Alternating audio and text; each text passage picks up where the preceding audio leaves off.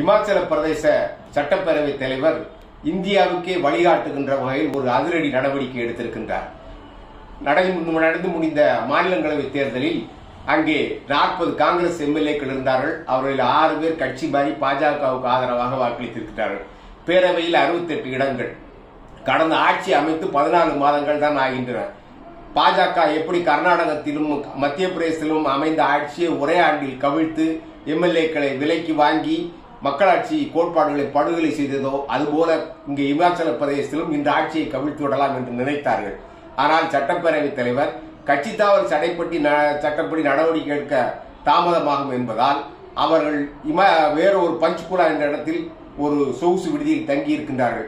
சட்டப்பேரவைக்கு வரவில்லை, ஆளுங்கட்சி பிறப்பித்த கொறடா கட்டளையை நிறைவேற்றவில்லை என்று கூறி இன்றே அவர்கள் 6 பேரையும் தகுதி நீக்கம் செய்துவிட்டார்.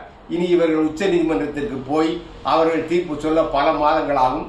பாஜகவின் முயற்சி தோற்கடிக்கப்பட்டு விட்டது. இந்தியாவுக்கு வழிகாட்டும் தீர்ப்பு இது.